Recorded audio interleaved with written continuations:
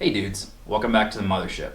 Today I wanted to give you guys kind of an overview and review of the Harley Davidson heated grips. I actually had them installed directly from the dealership when I bought my Street Bob, so I can't give you guys an install video, but what I thought might be kind of useful for somebody who's looking out on the internet trying to determine if they want to buy these things is how they actually perform. So I have an infrared thermometer here. I figure what we'll do is we'll go down to the garage. It's about 36 degrees, so maybe 40s in the garage. I'll get a temperature reading on both grips. We'll turn it on, we'll start turning them up, and we'll see how these things get warmer as you move up in the temperatures. As far as the product itself, they're currently listed at about $210 on Harley's website, and if you have the dealer install them, they're going to charge you for labor. As far as comfort, they feel just like the factory grips, so I have no complaints there. It really comes down to how well they perform. I'm really interested myself, honestly, as a guy with really bad circulation. I really want to know what the different settings are, especially when I'm getting ready to do some colder spring riding, and then as the year progresses, even into winter next year. So let's head down to the garage and let's take a peek. All right, we're here in the garage. I haven't turned them on yet. Let's see how these things are on both the left and the right, just sitting in the garage. Left side is about 40.5, and the right side is about 41.7. So we're sitting in the 40s on both grips. Okay, it's been 6 minutes or so. Let's see where setting 1 is at. On the left side, we are low 70s, somewhere around 73, 74 maybe a little bit lower. And on the right side, we are at 80s. So the right side I have red, heats up faster.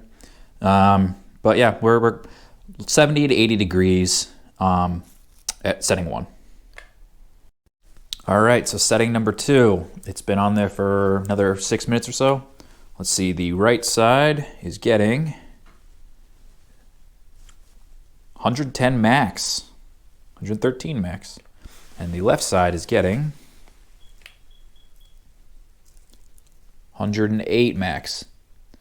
So the left side heats up a little bit slower, it looks, but it is heating up. This has been about 10 minutes on setting 2, and we're about 108 degrees.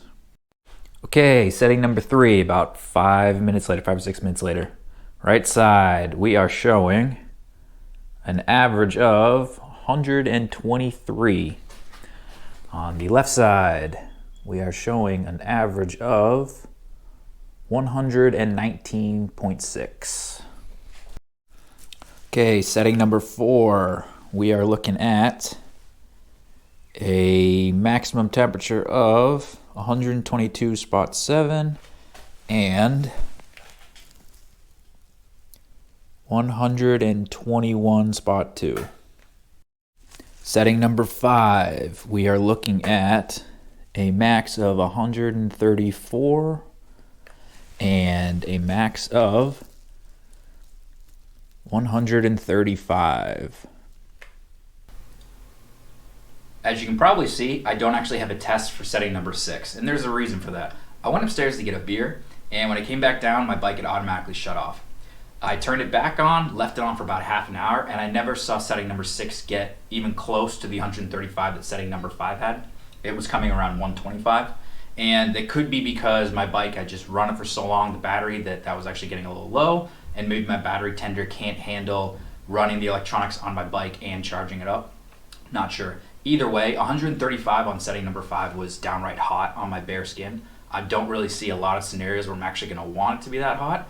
I know you guys are out there thinking, I only let it 5 minutes between each setting for this test, and you're probably right. If I had waited 20 minutes between each one, I probably would have seen the maximum temperature per setting.